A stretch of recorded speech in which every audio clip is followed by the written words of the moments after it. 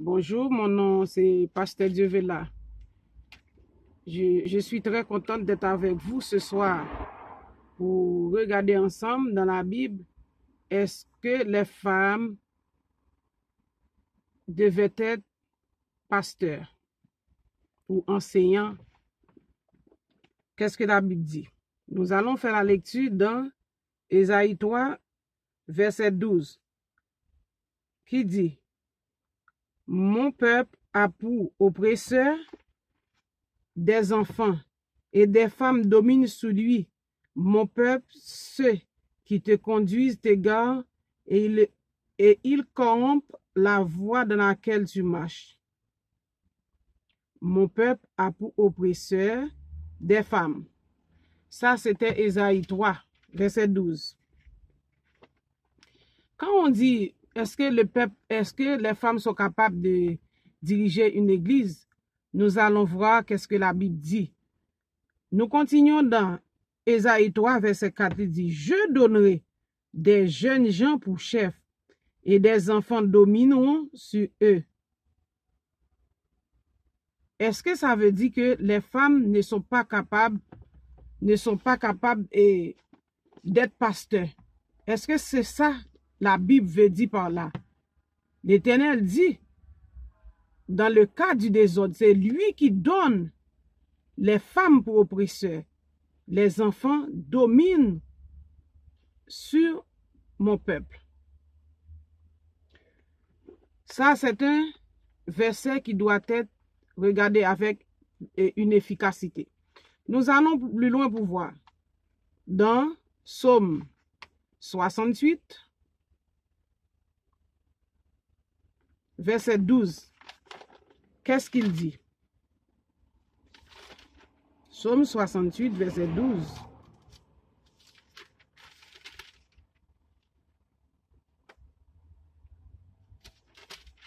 Psaume 68, 12. Le Seigneur dit une parole. Les messagères de bonnes nouvelles sont une grande armée. Le Seigneur dit une parole. Les messagères de bonnes nouvelles sont une grande armée. C'est quoi une armée?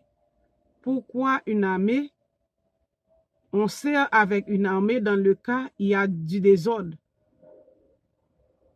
L'armée est là pour la protection. L'armée est là pour la défense.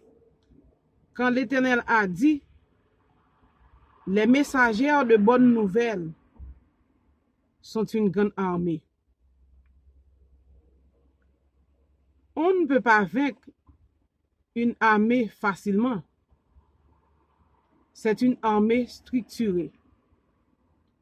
Messagère de bonnes nouvelles. On n'a pas dit messager, messagère. Pourquoi on dit messagère? De bonnes nouvelles. La Bible, c'est un livre de bonnes nouvelles. Dans la Bible, il n'y a pas de mauvaises nouvelles. Les nouvelles peuvent vous convaincre à respecter Dieu, vous convaincre à prier, vous convaincre à être sanctifié. C'est une bonne nouvelle. Il vous encourage, il vous fortifie, il vous guérit. C'est la bonne nouvelle. Les messagères de bonnes nouvelles sont une grande armée. Pourquoi la Bible dit ça?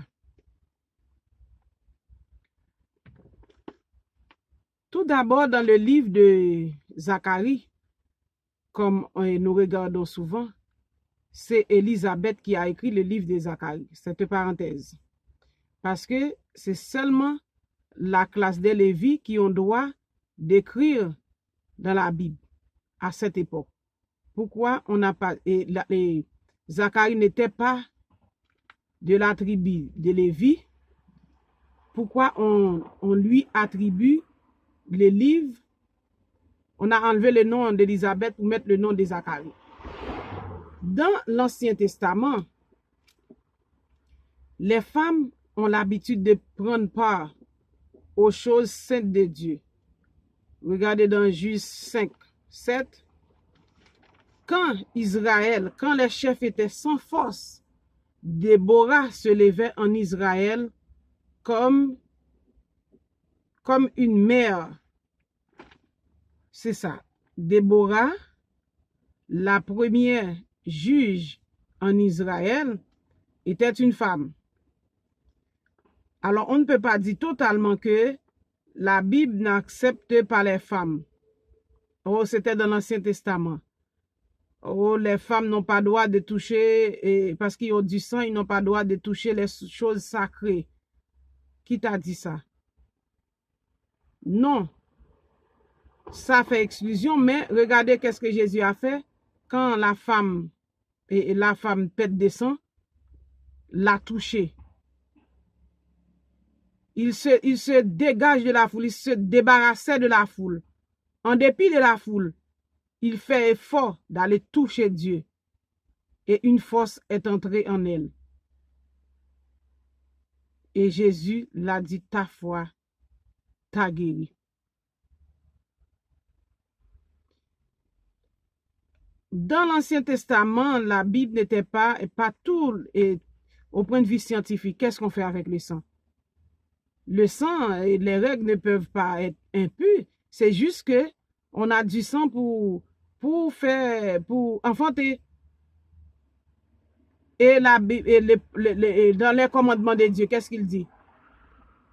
Croissez, multiplier. Avec quoi? On va croître, on va multiplier. C'était un ordre divin. Nous allons regarder dans des versets plus tangibles, plus efficaces pour voir est-ce que les femmes ont droit d'être pasteurs.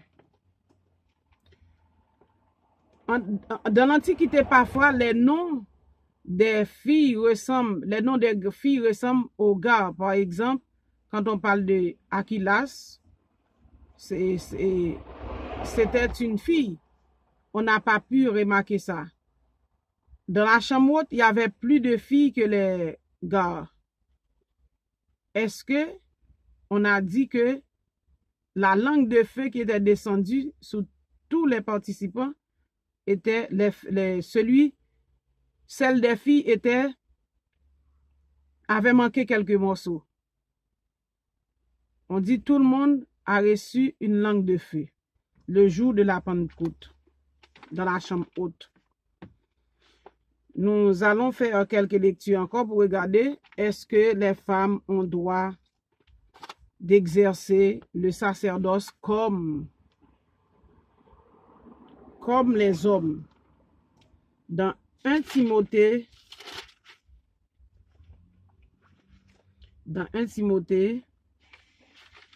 3 versets.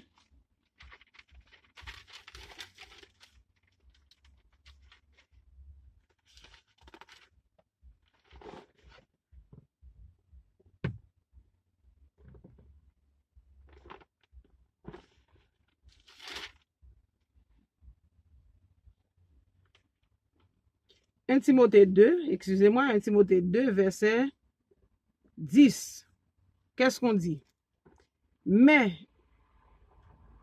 on prend 9. Je veux aussi que les femmes vêtues d'une manière décente, avec pudeur et modestie, ne se parlent ni de tresses, ni d'or, ni de perles, ni d'habits somptueux, mais qu'elles se parlent de bonnes œuvres, comme il convient à des femmes qui font profession de servir Dieu. Qu'est-ce que ça veut dire, profession de servir Dieu? Profession de servir Dieu, c'est être pasteur. Tout de suite, le verset controverse, que les femmes écoutent l'instruction en silence, avec une entière soumission. Je ne permets pas à la femme d'enseigner, ni de prendre de l'autorité sur l'homme, mais elle devait demeurer dans le silence. La Bible a des ajouts tardifs, des versets qu'on introduit pour régler une situation, pour régler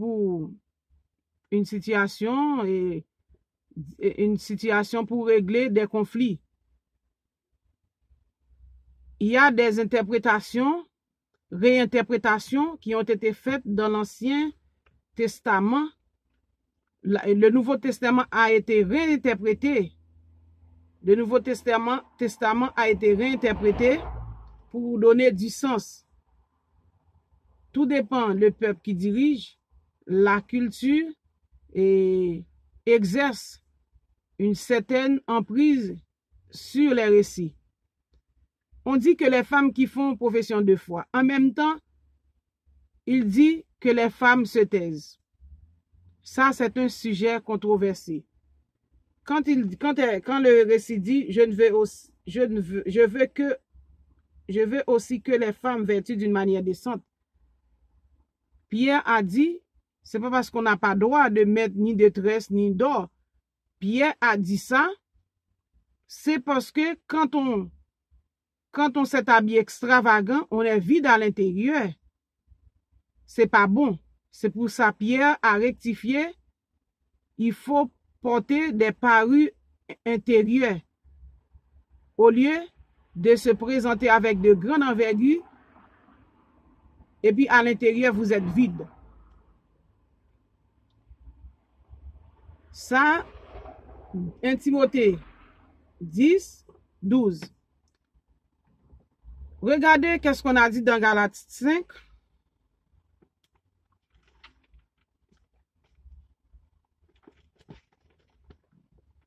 Galates 5, 22. Qu'est-ce qu'on dit? Galates 5, tout le monde sont capables de porter de bons fruits. On n'a pas dit que les fruits des garçons sont différents que les fruits des filles. Dans Galates 5, verset 22.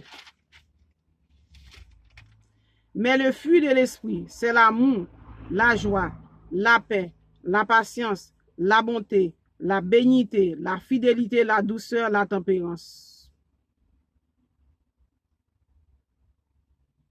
L'Esprit de Dieu n'a pas dit que ces fruits-là sont distribués ou bien sont réservés aux gars. Ces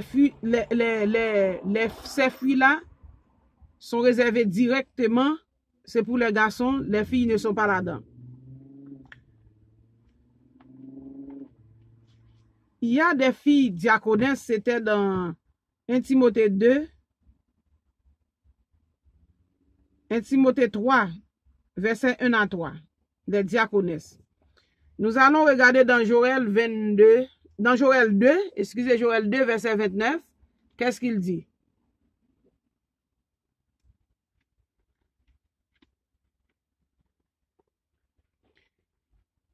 Mon esprit sera sous toute chair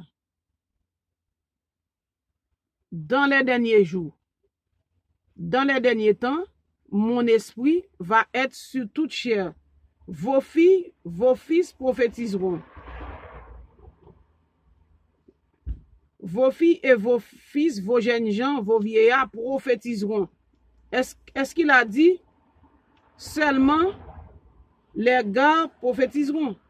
Et pourquoi dans l'Ancien Testament, quand on parle de prophétesse, Marie, la sœur d'Aaron, était prophétesse sans aucun problème. Et la reine Esther, tout des prophétesses, on n'a aucun problème là-dessus. C'est quand on arrive dans le Nouveau Testament, ça crée problème. Jézabel était une prophétesse, même si c'est une prophétesse du diable, mais elle était une prophétesse. Pourquoi maintenant, en arrivant dans le Nouveau Testament, on commence à retirer les femmes, à dire qu'ils n'ont pas droit d'enseigner. Quand on parle de prophète Ésaïe, c'est correct parce que c'est masculin. Quand on parle de prophétesse, là, ça crée des problèmes. C'est féminin. On va voir dans 1 Corinthiens 11, verset 5.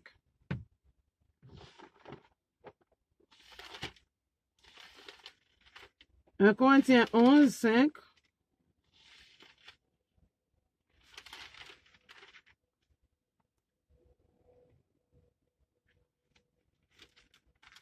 Un Corinthiens 11, verset 5.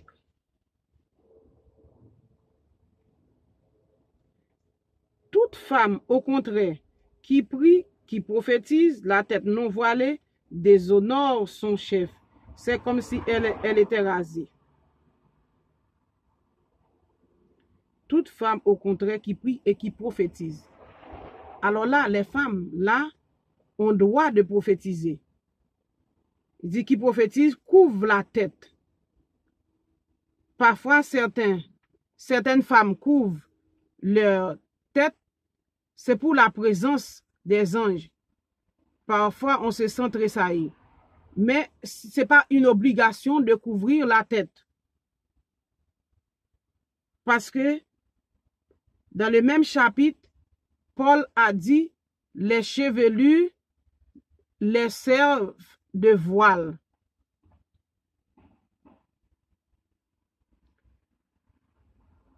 Ça, ce sont les petits détails.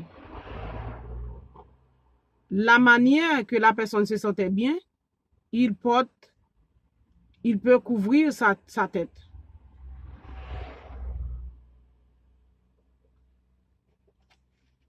Là, c'est important de voir que il y a une question de coutume, de culture qui rentre en compte.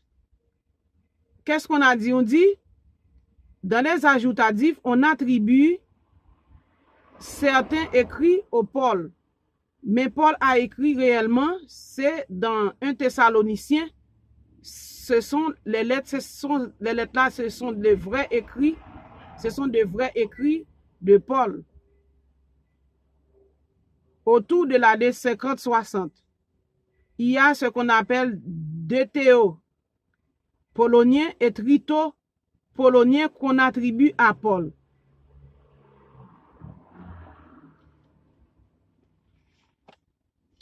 Paul avait rempli de l'Esprit de Dieu, il n'allait pas avoir de contradictions. Dans Galates, il dit, il n'y a ni femme, ni homme, ni juif, ni grec, tous sommes un en Jésus-Christ.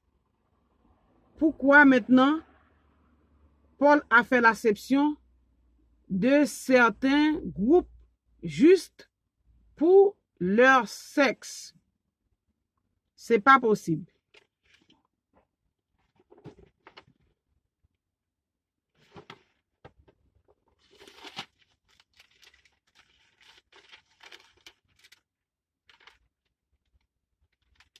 Paul a dit, nous sommes un en Christ.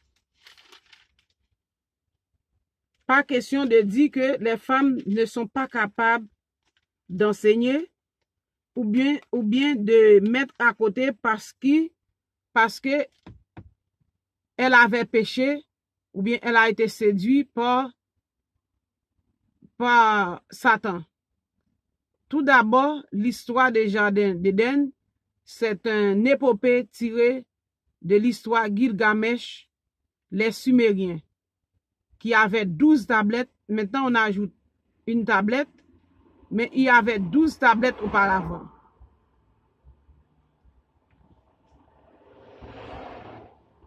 Dans Galates 3, verset 28, Paul dit, on met la parole dans la bouche de Paul. Alors là, ça devient contradictoire dans le même chapitre de Timothée. On va regarder qu'est-ce que Galates 3, verset 28 dit. Il n'y a plus ni grec, ni juif, il n'y a plus ni esclave, ni libre. Il n'y a ni homme, ni femme, car tous vous êtes un en Jésus-Christ. Et si vous êtes à Christ, vous êtes donc la postérité d'Abraham, héritier selon la promesse. Et si vous êtes à Christ, vous êtes donc la postérité d'Abraham, héritier selon la promesse. Il n'y a ni grec, ni juif, ni esclave, ni libre. Il n'y a plus ni homme, ni femme, car vous êtes un en Jésus-Christ. Bien entendu, l'histoire, le reste d'histoire, c'est dans les livres Maccabée. Il y avait beaucoup de Juifs persécutés à cette époque. Alors, il y avait une distinction. On commence à dire les Juifs qui sont nés sur le territoire juif, ceux qui sont dehors.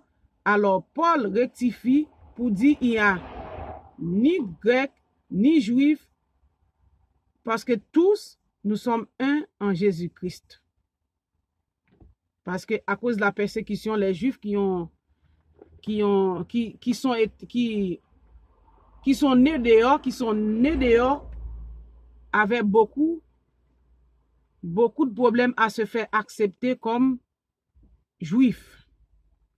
Il dit, il n'y a ni femme, ni homme, tous un en Jésus-Christ.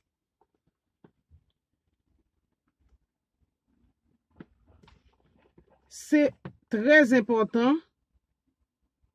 L'Éternel dit, les femmes sont une grande armée. Après le péché, Satan peut blesser nos talons. Mais il dit, nous écrasons la tête du serpent. Entre blessé et écrasé, c'est qui est le plus fort. Écraser la tête du serpent. Parce qu'il nous donne la capacité. C'est une prophétie. On écrase la tête du serpent. Le serpent nous blesse de talons. Comment? Le serpent peut envoyer des flèches dans nos entourages, nos frères, nos soeurs et nos maris, mais nous allons surmonter. Il nous blesse dans nos émotions, il nous blesse dans nos émotions, mais on est capable de tout surmonter. Il dit, nous allons écraser la tête du serpent. C'était dans Genèse 3. Genèse 3. Alors, Satan connaît sa prophétie. Satan connaît sa prophétie. C'est pour ça, il nous blesse. Il nous dérange souvent. Mais nous, Dieu nous donne la capacité aussi d'écraser sa tête. Genèse 3, verset 13. Et l'Éternel Dieu dit à la femme, pourquoi as-tu fait cela? La femme répondit, le serpent m'a séduite et j'en ai mangé. L'Éternel Dieu dit au serpent, puisque tu as fait cela, tu seras maudit entre tous les bétails et entre tous les animaux des champs. Tu marcheras sur ton ventre et tu mangeras de la poussière tous les jours de ta vie. Je mettrai, verset 15, je mettrai l'inimitié entre toi et la femme, entre la postérité et sa postérité. Celle-ci t'écrasera la tête et tu lui blesseras le talon. Alors, comme conséquence, le serpent blesse. Le serpent, sa prophétie, c'est de nous blesser. Et postérité de la femme va écraser la tête du serpent, qui est Jésus-Christ. Jésus-Christ nous donne la capacité d'écraser la tête du serpent. Nous sommes capables.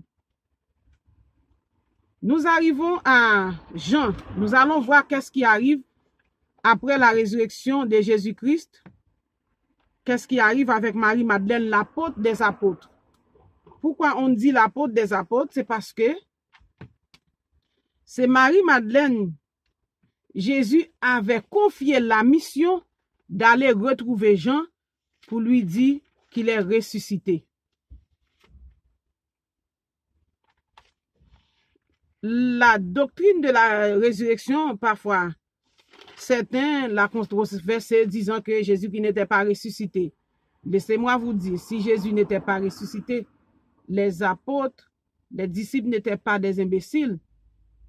Ils n'auraient pas accepté de livrer leur corps en sacrifice pour la propagation de l'évangile. Ils n'allaient pas accepter ça. C'est parce que ce sont des témoins dignes de foi, dignes de croyance, ce sont des témoins oculaires. Ils acceptent de mourir. Tous subissent une mort atroce pour l'épanouissement de l'évangile aujourd'hui. Nous allons, Jean, c'était une grande persécution. Nous allons, c'est simplement Jean qui était resté vivant. En dépit de tout, on l'a mis dans une chaudière d'huile.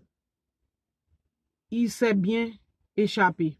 Parce que Jésus dit, Jésus avait mis cette prophétie-là sur sa tête.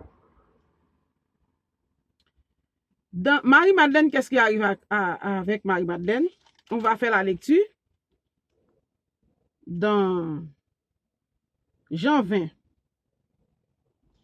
Mais le verset concerné, c'est le verset 17.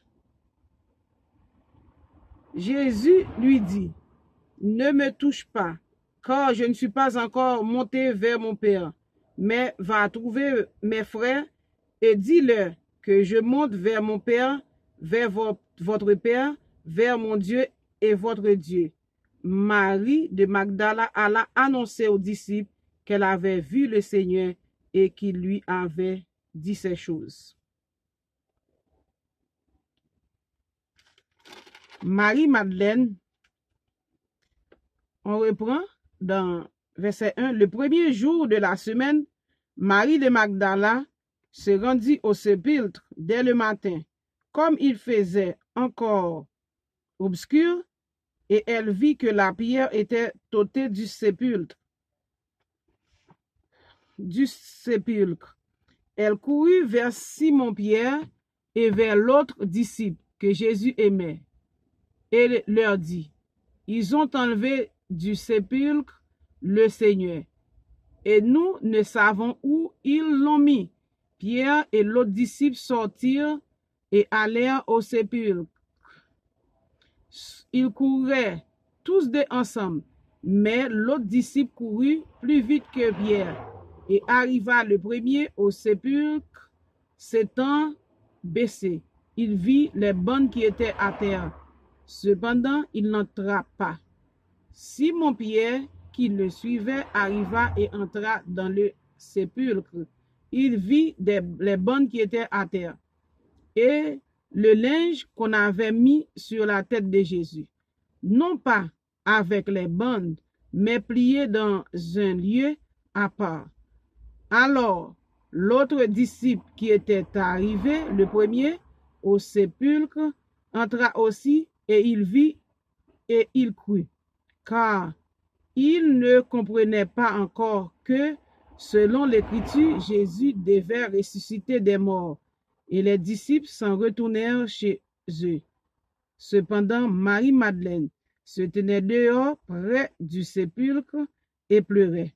Comme elle pleurait, elle se baissa pour regarder dans le sépulcre. Et elle vit deux anges vêtus de blanc assis à la place où avait été couché le corps de Jésus, l'un à la tête, l'autre aux pieds. Ils lui dirent, femme, pourquoi pleures-tu? Elle leur répondit, parce qu'ils ont enlevé mon Seigneur, et je ne sais pas où ils l'ont mis. En disant cela, elle se retourna, et elle vit Jésus debout, mais elle ne savait pas que c'était Jésus. Jésus lui dit, femme, pourquoi pleures-tu? Qui cherches-tu? Elle, pensant que c'était le jardinier, lui dit, Seigneur, si c'est toi qui l'as emporté, dis-moi où tu l'as mis et je le prendrai. Jésus lui dit, Marie. Elle se retourna et lui dit en hébreu, Rabouni, c'est-à-dire maître. Jésus lui dit, ne me touche pas, car je ne suis pas encore monté vers mon Père, mais va trouver mes frères et dis-leur que je monte vers mon Père et votre Père, vers mon Dieu et votre Dieu. Marie de Magdala alla annoncer aux disciples qu'elle avait vu le Seigneur et qu'il lui avait dit ces choses. On dit les femmes doivent être messagères, apporter simplement la nouvelle. Non. Il dit, avec la Samaritaine, il y avait une très grande conversation. il démontrait que la Samaritaine était capable, en tant que prostituée, d'aller faire la mission. Elle était une disciple de Jésus aussi, à sa manière. C'est fort intéressant de voir que Marie-Madeleine, l'apôtre des apôtres, c'est elle qui devait aller annoncer aux disciples la résurrection de Jésus-Christ. C'est elle. L'Éternel a dit aussi, les femmes sont une grande armée. Parce qu'au pied de la croix, elle était restée là. À la résurrection, elle était présente.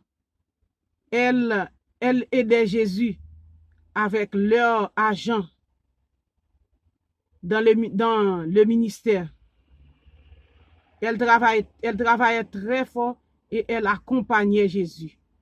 Ça, c'est Luc qui nous a raconté ça. Malgré Luc rapporte une tradition orale écrite.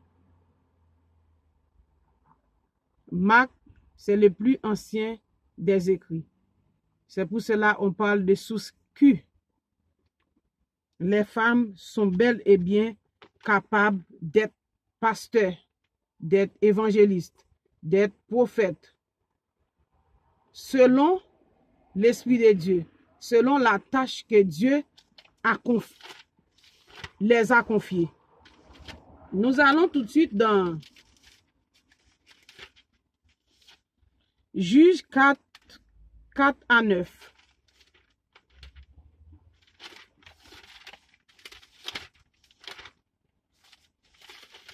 Juge 4.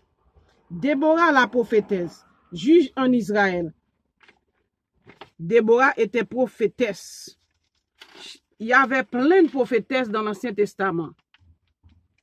Car dans ce temps-là, Déborah, prophétesse, femme de Lapidote, était juge en Israël. Elle siégeait sous le palmier de Déborah entre Rama et Bethel dans la montagne d'Éphraïm, jusqu'à verset 9.